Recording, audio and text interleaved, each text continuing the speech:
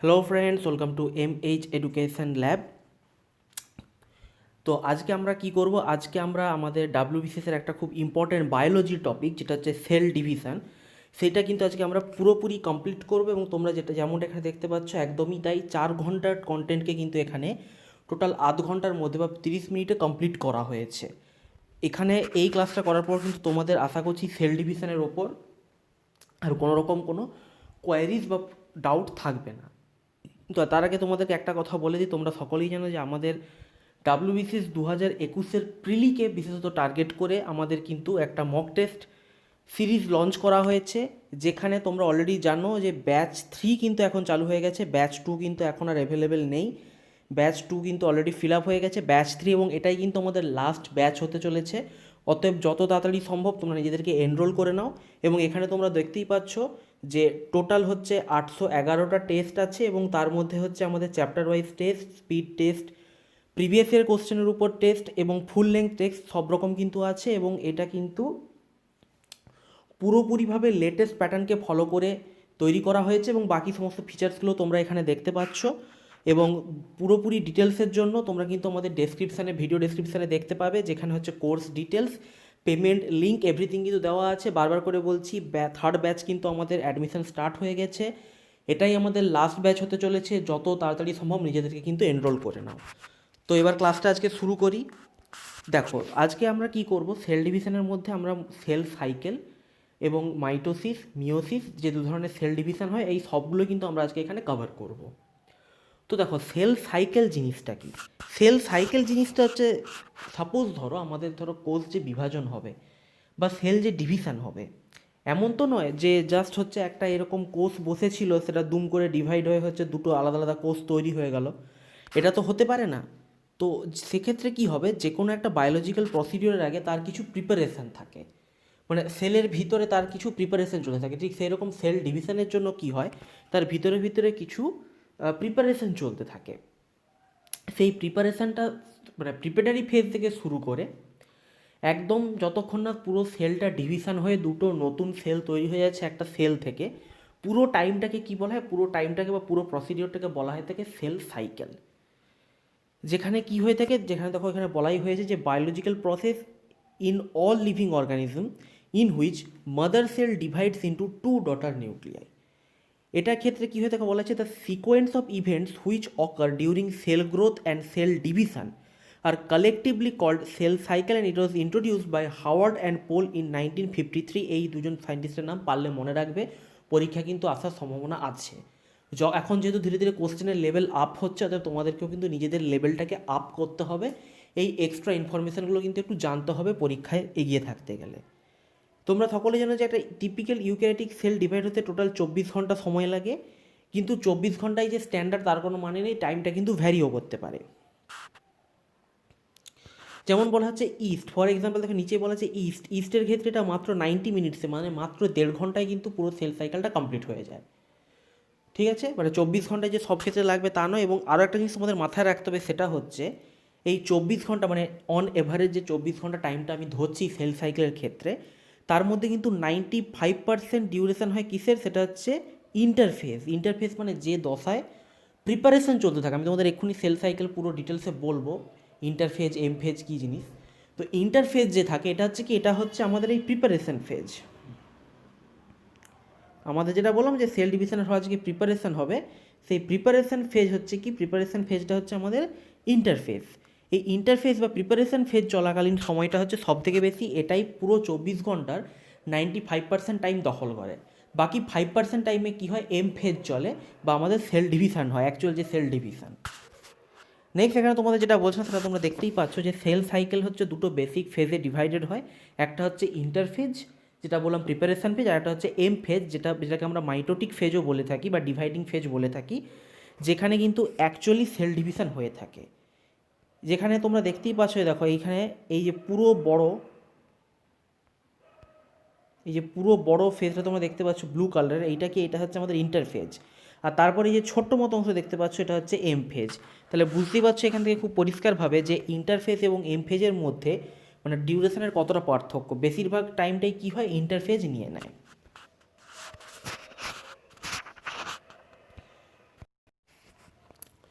ওকে, তো নেক্সট হচ্ছে আমরা এবার কি দেখব, এবার এর মধ্যে যে ভাগগুলো আছে ইন্টারফেজ সম্বন্ধে আমরা একটু প্রথমে দেখে নিই। ইন্টারফেজ হচ্ছে, এটা দেখো বলা হচ্ছে it is the period between the end of one cell division and to the beginning of next cell division. একটা সেল ডিভিশন মানে এই একটা সেল ডিভিশন এখানে কমপ্লিট হলো, তারপর এই স্টেজ থেকে আবার কি নতুন সেল ডিভিশন শুরু হচ্ছে। এই দুটোর এই যে মাঝের যে সময়টা, এই মাঝের সময়টাকে কি বলা হচ্ছে, এই মাঝের সময়টাকে বলা হচ্ছে আমার ইন্টারফেজ। আর it is highly metabolically active phase in which cell prepares itself for next cell division, যেটা তোমার প্রথমে বলছিলাম যে এখানে প্রিপারেশন চলে থাকে। এই ফেজে হচ্ছে মূলত সেল নিজেকে প্রিপেয়ার করতে থাকে। এরপর দেখো বলা হচ্ছে the interphase is completed into 3 successive stages. ইন্টারফেজের মধ্যে টোটাল 3টে স্টেজ থাকে, যেখানে এই ছবিটাতে তোমরা অলরেডি দেখতে পাচ্ছ G1, S এবং G2। ঠিক এখানে হচ্ছে কি 3টে ফেজ থাকে, G1 ফেজ বা যেটাকে গ্যাপ 1 ফেজ বলা হয়, S ফেজ বা সিনথেসিস ফেজ, এবং G2 বা গ্যাপ 2 ফেজ। এবার দেখো G1 ফেজ বা post mitotic or pre DNA synthetic phase or gap 1 phase, এতগুলো নামে একে বলা হয়ে থাকে। পোস্ট মাইটোটিক তার কারণ এম ফেজের ঠিক পরেই নেক্সট যখন সেল ডিভিশনটা শুরু হয়, অর্থাৎ নেক্সট যখন ইন্টারফেজটা শুরু হয়, সেখানে ফার্স্টেই আসে কোনটা G1 ফেজ, তাই এটাকে বলা হচ্ছে post mitotic phase.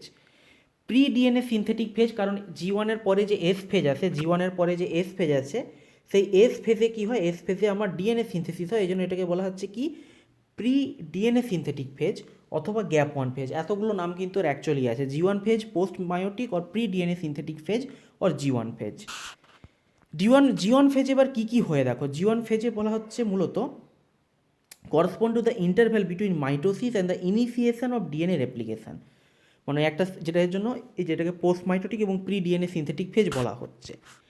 Following events takes place during this phase. এই ফেজে কী কী হয়ে থাকে সেগুলো তোমাদের মনে রাখতে হচ্ছে যে synthesis of rRNA, mRNA, ribosome and protein, অর্থাৎ ডিএনএ ছাড়া বাকি যে সমস্ত জিনিসগুলো আছে সেইগুলোর কিন্তু সিনথেসিস এই ফেজে হয়ে যায়। বিভিন্ন ধরনের যে আরএনএগুলো থাকে, রাইবোজোম থাকে, প্রোটিন থাকে, এই সময় মেটাবলিক রেট খুব হাই হয়ে থাকে, যেটা খুবই স্বাভাবিক ব্যাপার, যেহেতু এতগুলো জিনিসের সিনথেসিস হচ্ছে মেটাবলিক রেট খুব হাই থাকে। সেল সাইজ ইনক্রিজেস, কোষের সাইজটাও কিন্তু অনেকটা বৃদ্ধি পেয়ে যায়, এবং synthesis of enzymes, amino acid, nucleotide etcetera, but there is no change in DNA amount. এটা খুব ভালো করে মনে রাখবে, ডিএনএ অ্যামাউন্টে কিন্তু কোনো রকম কোনো চেঞ্জেস হয় না। ওকে, ডিএনএ অ্যামাউন্টে কিন্তু কোনো রকম কোনো চেঞ্জেস দেখতে পাওয়া যায় না। এই জিনিসটা তোমাদের খুব ভালো করে মাথায় রাখতে হবে।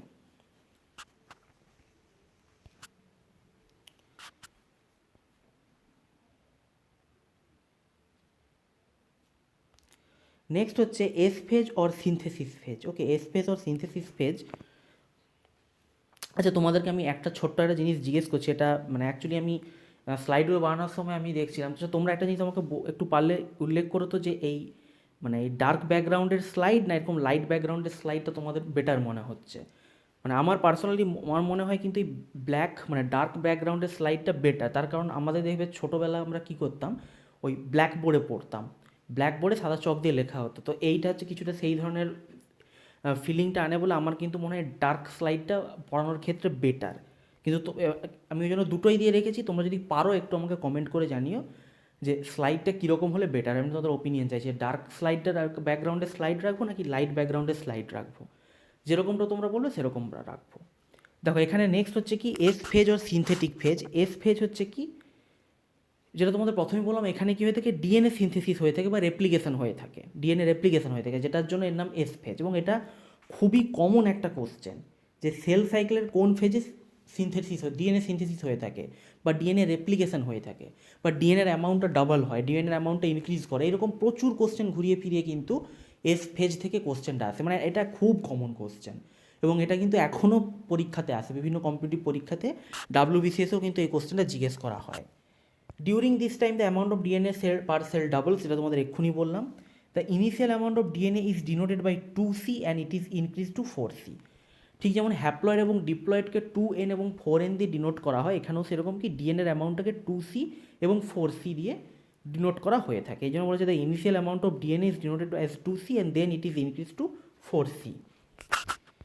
However, there is no increase in the chromosome number, that is, if the cell had diploid or 2N number of chromosome at G1, even after S phase the number of chromosome remains the same, that is 2N. অর্থাৎ ক্রোমোজোমের মধ্যে যে ডিএনএর amount থাকে সেই ডিএনএর অ্যামাউন্টটা increase করে, কিন্তু ক্রোমোজোম কিন্তু পরিমাণ সেম থাকে, ক্রোমোজোমের পরিমাণ কিন্তু কোনো রকম বাড়া কমা কিছু হবে না, 2n তো 2nই থাকবে, শুধুমাত্র ক্রোমোজোমের পরিমাণটা ডিএনএর পরিমাণটা 2c থেকে 4c হয়ে যাবে। নেক্সট হচ্ছে আমাদের G2 ফেজ বা gap two phase. Gap two ফেজকে এবার আমরা তাহলে কী বলতে পারবো, এটা আমরা বলতে পারবো পোস্ট সিনথেসিস ফেজও আমরা বলতে পারবো। কারণ যদি আমরা G1 ফেজকে প্রি সিনথেসিস ফেজ বলতে পারি, তাহলে G2 ফেজকে আমরা কী বলতে পারবো, পোস্ট সিনথেসিস ফেজ আমরা বলতে পারবো। তো এখানে দেখো কী বলা হচ্ছে, এখানে বলা হচ্ছে যে during the G2 phase proteins are synthesized in preparation for mitosis while cell growth continues. এক্ষেত্রে কী হয়ে থাকে, এবার আমার ক্রোমোজোমের পরিমাণ ইনক্রিজ হয়ে গেছে, আমি নিজেই তোমাদের বারবার ক্রোমোজোম বলছি, ডিএনএর পরিমাণটা আমার ইনক্রিজ করে গেছে, তার সঙ্গে আমার হচ্ছে mRNA, রাইবোজোম, অ্যামাইনো অ্যাসিড এগুলো সিনথেসিস হয়ে গিয়েছে। এরপর আমার কী হচ্ছে, এরপর আমার লাস্টে হচ্ছে প্রোটিন সিনথেসিস হচ্ছে। প্রোটিন সিনথেসিস হচ্ছে যেটা মাইটোসিসের জন্য দরকার হয়, এবং সেল গ্রোথ কিন্তু কন্টিনিউ চলছে।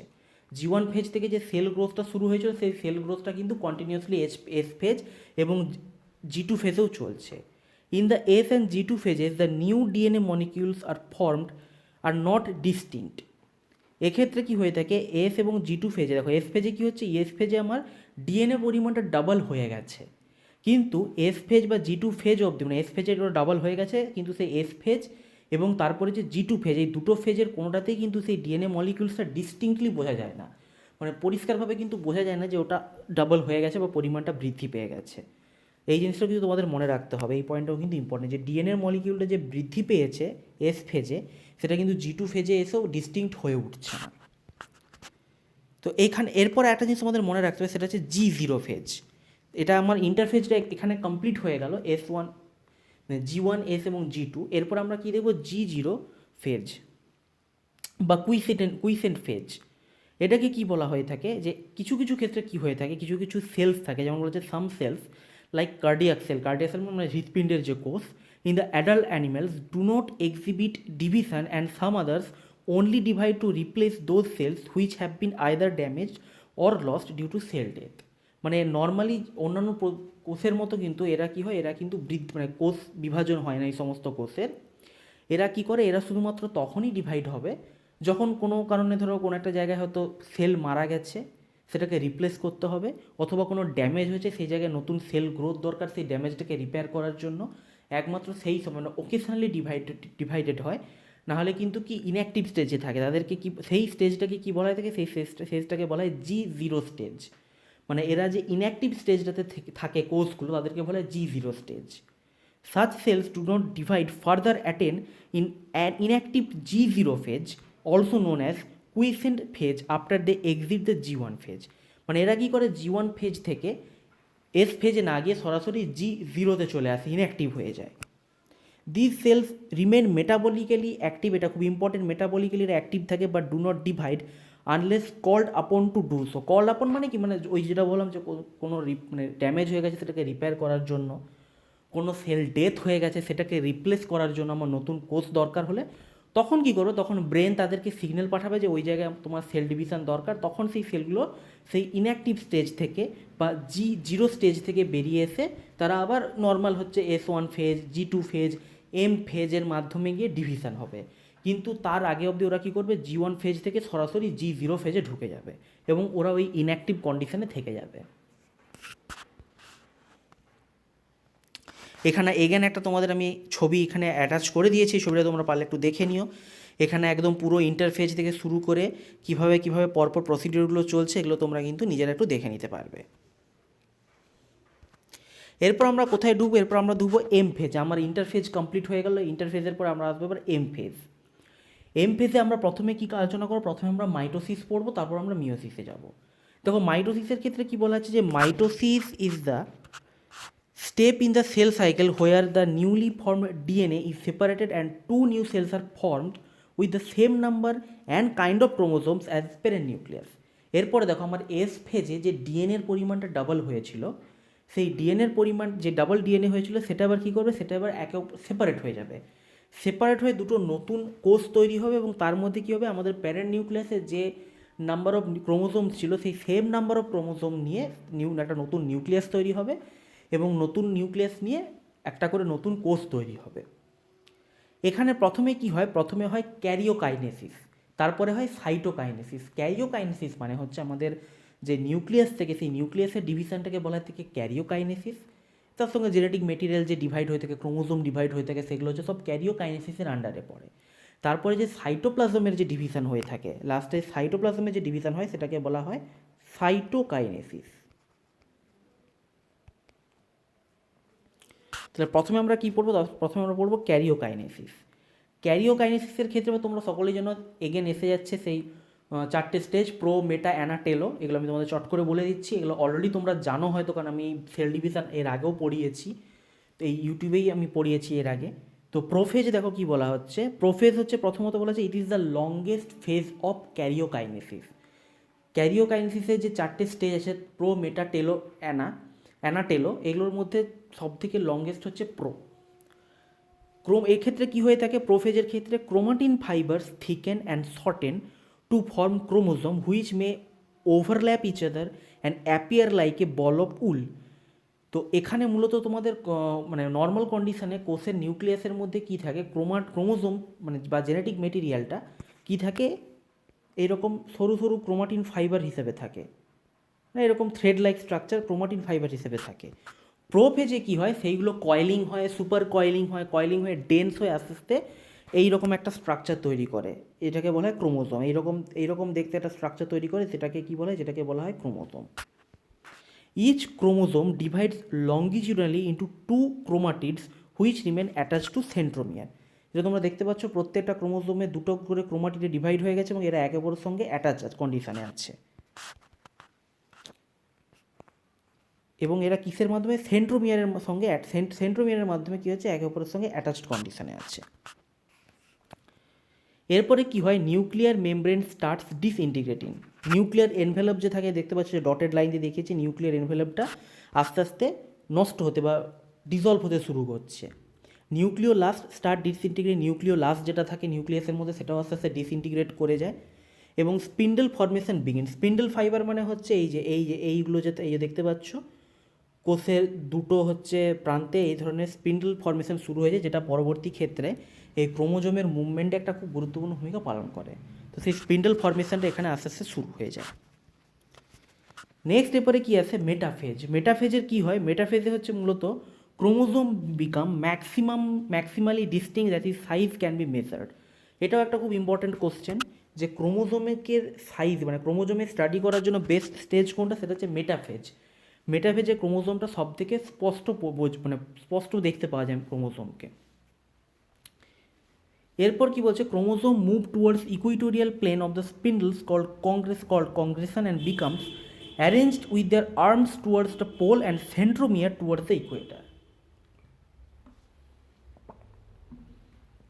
তো এখানে এরপরে কি হয়, ইকুইটোরিয়াল প্লেন মানে কোষের ঠিক মাঝামাঝি, কোষের এই মাঝামাঝি অংশে ইকুইটোরিয়াল প্লেনে কী হয়ে অ্যারেঞ্জ হয়ে যায়। এবং এক্ষেত্রে কী হয়, তোমরা দেখতেই পাচ্ছ এর যে বাহুগুলো আছে, আর্মগুলো কোন দিকে আছে, দুটো যে পোল, এই যে দুটো পোলের দিকে আছে, আর সেন্ট্রাল পোর্শনটা কোথায় আছে, ইকুইটোরিয়াল প্লেনে থাকে। এইভাবে এরা অ্যারেঞ্জ হয়ে যায়। Spindle fibres attach to kinetochore. এই যে স্পিন্ডল ফর্মেশন এখানে হয়েছিল, যে স্পিন্ডল ফাইবারগুলো ফর্মেশন হয়ে গেছিলো, এইগুলো এবার কী হবে, এগুলো হচ্ছে ক্রোমোজোমের মাঝখানে এই যে সেন্ট্রোমিয়ার আছে, সেন্ট্রোমিয়ারের মধ্যে কাইনেটোকোরের সঙ্গে এসে অ্যাটাচ হয়ে যায়। এখানে তোমরা ছবিতে পরিষ্কার দেখতে পাচ্ছ কীভাবে কাইনেটোকোরের সঙ্গে এগুলো এসে অ্যাটাচ হয়ে যায়। And metaphase is the best stage for studying chromosome morphology, যেটা তোমাদের আমি এক্ষুনি বলছিলাম। আচ্ছা, এখানে তোমাদের এবার আমি একটা জিনিস বলি, সেটা হচ্ছে মেটাফেজের আগে একটা স্টেজ দেখতে পাই যেটাকে বলা হয় প্রো মেটাফেজ। যেটা সম্বন্ধে তোমরা অনেকে হয়তো জানো, অনেকে জানো না। প্রো মেটাফেজে মূলত কী হয়ে থাকে, যে বলা হচ্ছে in the pro metaphase the nuclear envelope disintegrates and now the microtubules are allowed to extend from centromere to the chromosome. প্রোফেজে কী হয়ে থাকে, নিউক্লিয়ার এনভেলপটা আস্তে আস্তে ডিসইন্টিগ্রেট করতে শুরু করে। প্রোফেজ এবং মেটাফেজের মাঝখানে একটা স্টেজ থাকে প্রো মেটাফেজ, এইখানে গিয়ে কী হয়, সেইগুলো পুরোপুরিভাবে ডিসইন্টিগ্রেট হয়ে যায়, মানে যে নিউক্লিয়ার এনভেলপটা পুরোপুরিভাবে অবলুপ্ত হয়ে যায়। এবং একমাত্র এই অবলুপ্ত হওয়ার পরেই কিন্তু আমাদের স্পিন্ডল ফাইবারগুলো এখানে এসে যুক্ত হতে পারে, তার আগে পর্যন্ত কিন্তু এটা যুক্ত হতে পারে না। The microtubules attach to the kinetochores which allow the cell to move the chromosome around. এবং এরপরে ধীরে ধীরে কী হয়, এরপরে ধীরে ধীরে এই কাইনেটোকোরগুলো কাইনেটোকোরের সঙ্গে এসে স্পিন্ডল ফাইবারগুলো যুক্ত হয়, যেটা হচ্ছে একটা স্টেজ থেকে প্রোমেটাফেজ, যেটা প্রোফেজ এবং মেটাফেজের মাঝখানে থাকে। খুব বেশি ইম্পর্টেন্ট না, যে জিনিসটা একটু জেনে রাখো। নেক্সট হচ্ছে অ্যানাফেজ। অ্যানাফেজের ক্ষেত্রে কী হয়, centromere splits from the middle and two chromatids get separated. অর্থাৎ এইখানে প্রোফেজে আমরা যেটা দেখতে পাচ্ছিলাম, দুটো সেন্ট্রোমিয়ার এভাবে গায়ে গায়ে লেগেছিল, এগুলো ফাইনালি কোথায় গিয়ে অ্যানাফেজ দশায় গিয়ে কী হয়ে যাবে, একে অপরের সঙ্গে সেপারেট হয়ে যাবে। Both chromatids move towards opposite poles due to repulsive force called anaphasic movement. এই যে এরা এবার একে অপরের অপোজিট পোলের দিকে মুভ করতে শুরু করবে, দুটো ভাগে ভাগ হয়ে যায়, এটাকে কি বলা হয়, এটাকে বলা হয় anaphasic movement. The centromere faces towards the equator. Obviously centromere সবসময় কী থাকে, ইকুয়েটারের দিকে মুভ করে থাকে। লাস্ট হচ্ছে কি, লাস্ট হচ্ছে আমাদের টেলোফেজ। টেলোফেজের ক্ষেত্রে কি হয়, যে chromosomes attached on the poles by the spindle fiber and form two groups. এরা কি করে, এরা ফাইনালি হচ্ছে দুটো অপর প্রান্তে পৌঁছে যায় এই ক্রোমোজোমগুলো, এবং দুটো গ্রুপ তৈরি করে। Chromosomes begin to uncoil to form chromatin net, মানে একদম প্রথমে ক্রোমাটিন ফাইবারগুলো কয়েলিং হয়ে যে ক্রোমোজোম তৈরি করছে, সেটা আবার রিভার্স প্রসিডিওর স্টার্ট হয়ে যায়, আস্তে আস্তে সেখানে আনকয়েলিং হয়ে ক্রোমাটিন ফাইবার তৈরি শুরু হয়ে যায়। The nuclear membrane and nucleolus reappear. In animal cell, the astral rays and spindle fibers completely disappear in telophase. The two centriole pairs organize themselves into the centrosome. এক্ষেত্রে animal সেলের ক্ষেত্রে কি হয়, Astral raise থাকে, এবং Astral রেটা কী দেখো, Astral রে হচ্ছে কিছু কিছু স্পিন্ডল ফাইবার থাকে যেগুলো ইনকমপ্লিট থাকে, এদেরকে বলে অ্যাস্ট্রাল রেজ। এগুলো হচ্ছে ইনকমপ্লিট, এগুলোকে বলে অ্যাস্ট্রাল রেজ। এরা কাইনেটোকোরের সঙ্গে যুক্ত হয় না। তো সেই অ্যাস্ট্রাল রেজ এবং স্পিন্ডল ফাইবার এবার আস্তে আস্তে ডিসেপিয়ার হতে শুরু করে, এবং গলগি কমপ্লেক্স, এন্ডোপ্লাজমিক রেটিকুলাম ইত্যাদি ইত্যাদি যে বিভিন্ন অর্গানেলসগুলো ছিল, সেগুলো আস্তে আস্তে কী হয়, রিফর্ম হতে শুরু হয়ে যায় টেলোফেজে গিয়ে। এরপর আসছে কি, এরপর আসছে সাইটোকাইনেসিস। ক্যারিওকাইনেসিস হয়ে গেল, এরপর হচ্ছে সাইটোকাইনেসিস। সাইটোকাইনেসিস স্টেজে কী হয়ে যায়, cytokinesis is division of cell having undergone karyokinesis to produce two daughter cells with a daughter nucleus. এরপরে কী হয়, ক্যারিওকাইনেসিসের পর যে দুটো সেল তৈরি হয়, মানে ক্যারিওকাইনেসিসে কী হলো, যে তোমাদের প্রথমে বলেছিলাম জেনেটিক মেটেরিয়ালটা ডিভিশন হয়, এরপর সাইটোপ্লাজমের যে ডিভিশন হবে সেটা হয় সাইটোকাইনেসিসের মধ্যে। এটা শুরু হয় কখন, এটা শুরু হয়, it begins it mid anaphase and generally completed along with the completion of telophase. অর্থাৎ অ্যানাফেজের মাঝামাঝি সময় থেকে আস্তে আস্তে এটা শুরু হয়, এবং টেলোফেজে গিয়ে কী হয়ে যায়, টেলোফেজে গিয়ে এটা পুরোপুরিভাবে কমপ্লিট হয়ে যায়। এই জিনিসটা কিন্তু ভালো করে মনে রাখবে, এটা কিন্তু তোমাদের কোশ্চেন দিয়ে দিতে পারে যে সাইটোকাইনেসিস কোন সময়ে শুরু হয়। আচ্ছা, এই সাইটোকাইনেসিসের ক্ষেত্রে দুটো জিনিস তোমাদের মনে রাখতে হবে, সেটা হচ্ছে জেনারেলি অ্যানিম্যাল সেলের ক্ষেত্রে এই প্রসেসটা দেখতে পাচ্ছি, এখানে কী হয়, যেখানে ক্লিভেজ ফর্মেশন হয়, অর্থাৎ যে সেল মেমব্রেন থাকে, সেল মেমব্রেনটা আস্তে আস্তে আস্তে আস্তে এভাবে শ্রিঙ্ক হতে থাকে, শ্রিঙ্ক হয়ে একটা সময় দুটো ভাগে বিভক্ত হয়ে যায়। আর এটা দেখতে পাচ্ছ যেটা, এটা হচ্ছে প্ল্যান্ট সেলের ক্ষেত্রে, এটা হচ্ছে কিসের ক্ষেত্রে, এটা হচ্ছে প্ল্যান্ট সেলের ক্ষেত্রে, যেখানে সেল প্লেট ফর্মেশন হয়। এখানে কি হয়, এখানে এই মানে দুটো যে আলাদা আলাদা কোষ জেনেটিক মেটেরিয়াল আলাদা হয়ে গেছে, এদের মাঝখানে কি হয়, এদের মাঝখানে হচ্ছে এরকম ধরনের একটা সেল প্লেট, মানে বিভিন্ন ধরনের মেটেরিয়াল জমা একটা সেল প্লেট তৈরি হয়ে যায়, এবং সেটা পরবর্তী ক্ষেত্রে নতুন সেল ওয়াল ফর্মেশন করে দেয়। ঠিক আছে, নতুন কোষ সেল ওয়াল ফর্মেশন করে দুটো সিস্টার সেলকে আলাদা করে দেয়। এটা তোমাদের মনে রাখতে খুব সুবিধা। প্ল্যান্ট করে কি, প্ল্যান্ট হচ্ছে আমাদের সেল প্লেট তৈরি করে। ঠিক আছে, এটা পিপি মনে রাখবে, sell plate in plant sell. আচ্ছা, একটা জিনিস তোমাদের একটু মনে রাখতে হবে, এটা একটু তোমরা জেনে রাখো, সেটা হচ্ছে কিছু কিছু অর্গানিজম যেমন like fungi, algae, plant cell, cytokinesis is not immediately followed by karyokinesis. মানে ক্যারিওকাইনেসিস হওয়ার ঠিক পরে পরেই কিন্তু সাইটোকাইনেসিসটা হয় না, যে কারণে কি হয়ে যায়, কিছু মাল্টি নিউক্লিয়েটেড স্টেজ, মানে সেল ডিভিশনের মধ্যে কিছু একটা মিডিয়াম স্টেজ থাকে, যেটা হচ্ছে মাল্টি নিউক্লিয়েটেড স্টেজ থাকে। মানে আমার কি জেনেটিক মেটেরিয়ালটা ডিভাইড হয়ে গেছে, ডিভাইড হয়ে দু প্রান্তে দুটো চলে গেছে, কিন্তু আমার তারপরে সাইটোকাইনেসিসটা হচ্ছে না, মানে সাইটোপ্লাজমটা ডিভিশন হচ্ছে না।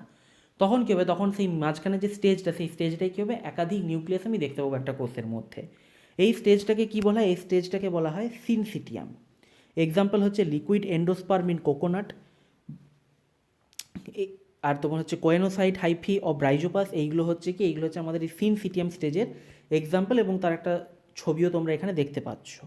যেখানে দেখা যাচ্ছে হয়তো যে একবার সেল ডিভিশন হয়ে গেছে, দুবার সেল ডিভিশন হয়ে গেছে, তারপরেও কিন্তু কি হচ্ছে না, তারপরেও কিন্তু আমাদের সাইটোকাইনেসিস হচ্ছে না। এই জিনিসটা কিন্তু মনে রাখবে, এটা একটা ইম্পর্টেন্ট জিনিস। এরকম এগুলো এক্সট্রা আর কি, এগুলো একটু মনে রাখবে। এরপরে আসছে আমাদের মিওসিস। দেখো মিওসিসে বেশি কিছু বোঝানোর নেই। মিওসিসের ক্ষেত্রে কি হয়, মিওসিসের ক্ষেত্রে হচ্ছে জানো তোমরা সকলে যে দুবার সেল ডিভিশন হয়, দুটো সেল ডিভিশন হয়ে 4টে কোষ তৈরি হয়, এবং সেখানে কি হয়, নাম্বার অফ ক্রোমোসোমটা কি হয়ে যায়, হাফ হয়ে যায়, হ্যাপ্লয়েড নাম্বার অফ সেল তৈরি হয়। হ্যাপ্লয়েড সেল তৈরি হয়ে যায়, যেখানে যে প্যারেন্ট সেল যে থাকে তার মধ্যে যত সংখ্যক ক্রোমোসোম থাকে, আমার ডটার যে সেল থাকে, ডটার সেলের মধ্যে তার অর্ধেক সংখ্যক ক্রোমোসোম থাকে। এখানে সেই স্বাভাবিকভাবেই মিওসিস 1 এবং মিওসিস 2 এবং সেল সাইকেলও ডবল হয়, যেখানে তোমরা দেখতেই পাচ্ছ যে প্রথমে একটা কি হলো, প্রথমে একটা প্রথমে হচ্ছে একটা G1 phase, S phase, G2 phase, তারপর মিওসিস 1, তারপর সাইটোকাইনোসিস, দেন মিওসিস 2, দেন এগেন সাইটোকাইনেসিস, তারপর আবার G1 S G2 ফেজ। এইরকমভাবে এদের সেল সাইকেলটা চলতে থাকে। তো মিওসিসের ক্ষেত্রে বেসিক্যালি প্রোফেজ 1 যে দশাটা, এই দশাটা তোমাদেরকে একটু বুঝতে হবে, বাকি জায়গাটা কিন্তু বোঝানোর কিছু নেই। প্রোফেজ 1-এর মধ্যে 5টা সাবস্টেজ থাকে মূলত, লেপটোটিন, জাইগোটিন, প্যাকেটিন, ডিপ্লোডিন আর ডায়াকাইনেসিস। তার মধ্যে লেপটোটিন স্টেজে কি হয়ে থাকে, লেপটোটিন স্টেজে হচ্ছে ওই প্রোফেজ, এমনি নর্মাল মাইটোসিসের ক্ষেত্রে প্রোফেজ যেটা হয়ে থাকে সেটা এখানেও তাই। লেপটোটিনের ক্ষেত্রে প্রথমে কি যে ক্রোমোজোম হচ্ছে কনডেনসেশন হয়, ক্রোমাটিন ফাইবার থেকে ক্রোমোজোম ফর্মেশন হয়ে যায়। জাইগোটিন স্টেজে গিয়ে কী হয়ে যায়, সাইন্যাপসিস হয়। সাইন্যাপসিস মানে pairing of homologous chromosome. Homologous chromosome কি, ওই সেম প্রপার্টির জন্য একটা বাবার কোষ থেকে একটা মায়ের কাছ থেকে একটা করে ক্রোমোজোম আসে, এদেরকে একে অপরের হোমোলোগাস ক্রোমোজোম বলা হয়, এবং এরা হচ্ছে একে অপরের সঙ্গে অ্যাটাচ হয়ে যে পেয়ারিং তৈরি করে, এটাকে বলে সাইন্যাপসিস, যেটা হয়ে থাকে জাইগোটিন স্টেজে। মূলত এই সাবস্টেজগুলোর একটা করে মানে কি বলবো, একটা করে স্পেশাল ফিচার্স থাকে, সেই স্পেশাল ফিচার্সগুলো মনে রাখবে, এগুলোই পরীক্ষায় কোশ্চেন করবে। তোমাকে কোশ্চেনে ডাইরেক্ট জিজ্ঞেস করবে সাইন্যাপসিস হয় কোন স্টেজে, তোমাকে বলতে হবে জাইগোটিন। এরপরে প্যাকেটিন, ক্রসিং ওভার কোন স্টেজে হয়, প্যাকেটিন স্টেজে। এগুলো তোমাদেরকে মনে রাখতে হবে।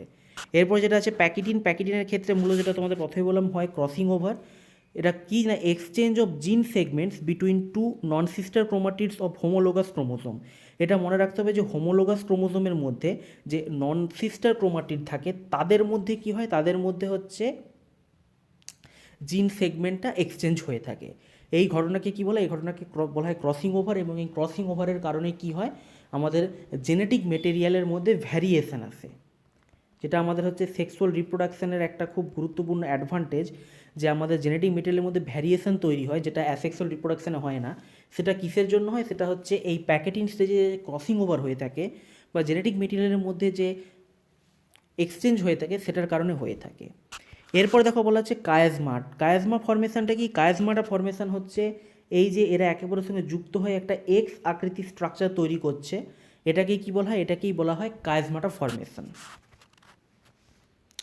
এরপর আমরা নেক্সট আসবো কি ডিপ্লোটিন স্টেজে। তো বেসিক্যালি ডিপ্লোটিন স্টেজে কি হয়ে থাকে, ডিপ্লোটিন স্টেজে যে ক্রোমোজোমগুলো মানে ওই যে হোমোলোগাস ক্রোমোজোমগুলো সাইন্যাপসিস হয়ে পেয়ারিং করেছিল, ডিপ্লোটিন স্টেজে কী হয়, আস্তে আস্তে তারা খুলতে শুরু করে, কিন্তু পুরোপুরিভাবে খুলতে পারে না। যে bivalent chromosomes unbutton themselves resulting in separation of two homologous chromosome, কিন্তু পুরোপুরিভাবে এরা খুলতে পারে না। এটা হচ্ছে ডিপ্লোটিন। ডিপ্লোটিন স্টেজে হচ্ছে মানে আস্তে আস্তে এবার কী হয়, এরা সেপারেট হতে শুরু করে। আর ডায়াকাইনেসিস স্টেজে গিয়ে কী হয়, পুরোপুরিভাবে সেপারেট হয়েছে, এবং এখানে তোমরা যেমন দেখতেই পাচ্ছ যে এদের মধ্যে কিন্তু সেগমেন্ট এক্সচেঞ্জ হয়ে গেছে। দেখো এখানে ছবিটা জুম করে দেখো, এদের মধ্যে কিন্তু সেগমেন্ট এক্সচেঞ্জ হয়ে গেছে। Homologous chromosomes completely separate from each other and regain their individual identity. Okay? Next হচ্ছে কি, নেক্সট হচ্ছে এবার এরপরে দেখো, এরপরে হচ্ছে বাকি যেগুলো আছে মেটাফেজ 1, অ্যানাফেজ 1, এগুলো তোমাদের জাস্ট আমি একবার করে বলে দিচ্ছি। এই জায়গাগুলো খুব একটা সেরকম ইম্পর্টেন্ট নয়, মানে এরপরে সেম আর কি, এরপরে মাইটোসিসের মতোই সেম, এটা তোমরা নিজেরা একটু দেখে নিও। এরপরে আমার চলবে কি, এরপরে চলবে আমার মেটাফেজ 1, তারপরে চলবে অ্যানাফেজ 1, সেমভাবে চলতে থাকবে। তারপর হবে টেলোফেজ 1, টেলোফেজ 1-এর পরে কী হবে, প্রথমে একটা সাইটোকাইনেসিস হবে, সেখান থেকে কী হবে, সাইটোকাইনেসিসের ফলে দুটো ডটার সেল তৈরি হবে, সেই দুটো ডটার সেল থেকে আবার কী হবে, আবার সেটা এগেন হচ্ছে প্রোফেজ 2। প্রোফেজ 2-এ কিন্তু এরকম কোনো সাব ডিভিশন নেই, অতএব সেটা সেম জিনিস। প্রোফেজ 2 হবে, তারপর সেখান থেকে আসবে মেটাফেজ 2, মেটাফেজ 2 থেকে হবে অ্যানাফেজ 2, অ্যানাফেজ 2 থেকে লাস্টে টেলোফেজ 2, এবং টেলোফেজ 2 এর পরে সেকেন্ড সাইটোকাইনেসিসের ক্ষেত্রে ফাইনালি আমার 4টে হ্যাপ্লয়েড সেল তৈরি হবে, যেটা তোমরা এখানে খুব পরিষ্কার দেখতে পাচ্ছ। ঠিক আছে, এগুলো তোমরা দেখে পড়ে নিও, আমি পিডিএফটা তোমাদেরকে গ্রুপে প্রোভাইড করে দেবো, চিন্তার কোনো কারণ নেই, পুরো পিডিএফটা তোমাদেরকে গ্রুপে প্রোভাইড করে দেওয়া হবে, তোমরা পারলে পড়ে নিও। এরপর দেখো মাইটোসিস এবং মিওসিস যে আছে, মাইটোসিস এবং মিওসিসের মধ্যে পার্থক্য একটু দেখে নেওয়া যাক চট করে। সেটা প্রথমত হচ্ছে নাম্বার অফ ডিভিশন মাইটোসিসের ক্ষেত্রে একটা হয়, মিওসিসের ক্ষেত্রে দুটো। ডিএনএ রেপ্লিকেশন মাইটোসিসের ক্ষেত্রে ইন্টারফেজে হয়, মিওসিসের ক্ষেত্রেও ইন্টারফেজেই হয়ে থাকে। রোল কি মাইটোসিসের হচ্ছে asexual cellular reproduction and cell repair produces only somatic cell. এখানে হচ্ছে সোমাটিক সেল মানে দেহকোষ, যেটা শুধুমাত্র দেহকোষের ডিভিশন হয়ে থাকে মাইটোসিসের মাধ্যমে। মিওসিসের ক্ষেত্রে কী হয়, মিওসিসের ক্ষেত্রে কিন্তু গ্যামেট ফর্মেশন, ঠিক আছে, গ্যামেট ফর্মেশন যে হয়ে থাকে সেটা কিন্তু মিওসিসের মাধ্যমে হয়ে থাকে। Types of cell that divide in animals, mitotic cell division is only seen in diploid somatic cells, but plants can show mitotic division in both haploid and diploid cells. অর্থাৎ mitosis কিন্তু অ্যানিমেলের ক্ষেত্রে শুধুমাত্র ডিপ্লয়েড সোমাটিক সেল মানে 2N sell থাকবে তাদের ক্ষেত্রে হয়, প্ল্যান্টের ক্ষেত্রে কিন্তু হ্যাপ্লয়েড এবং ডিপ্লয়েড দু ধরনের কোষের মধ্যেই মাইটোসিস হতে পারে। মিওসিস কিন্তু শুধুমাত্র ডিপ্লয়েড সেলের মধ্যেই দেখতে পাওয়া যায়, কারণ যেহেতু ওখানে নাম্বার অফ ক্রোমোজোমটা অর্ধেক হয়ে যায়, তাহলে কোনো কোষ যদি অলরেডি হ্যাপ্লয়েডে বসে থাকে সেখানে তো আর N/2 হতে পারে না, N/2 বলে তো কিছু হয় না, তাই এটা শুধুমাত্র ডিপ্লয়েড কোষের ক্ষেত্রেই হয়ে থাকে। সেল সাইকেলে হচ্ছে বোথ সেল ডিভিশন এবং সেল সাইকেল হয়। মিওসিসের ক্ষেত্রে কি হচ্ছে, মিওসিসের ক্ষেত্রে it is only cell division not cell cycle. Daughter cell কী হচ্ছে, ডটার সেল যে প্রডিউস হয় সেখানে হচ্ছে জেনেটিক্যালি আইডেন্টিক্যাল হয়, মানে ডিপ্লয়েড থেকে ডিপ্লয়েড কোষই তৈরি হয়, কিন্তু মিওসিসের ক্ষেত্রে কী হয় তোমরা সকলের জন্য ডিপ্লয়েড থেকে হ্যাপ্লয়েড কোষ তৈরি হয়, নাম্বার অফ ক্রোমোজোমস হাফ হয়ে যায়। ওকে, তো এই ছিল হচ্ছে আমাদের সেল ডিভিশন। দেখো একদম আধ ঘন্টার মধ্যেই তোমাদের কিন্তু পুরো cell division A to Z complete করে দেওয়া হলো। আমাদের cell cycle, mitosis, meiosis everything এখানে কমপ্লিট করে দেওয়া হয়েছে। তো আশা করছি তোমাদের ভালো লেগেছে। এগেন আমি তোমাদেরকে বলছি, কোথাও যদি কোনো তোমাদের বুঝতে অসুবিধা হয়ে থাকে তোমরা প্লিজ আমাকে কমেন্ট করে জানাবে, আমি কিন্তু তোমাদের ডাউটটা ক্লিয়ার করে দেবো।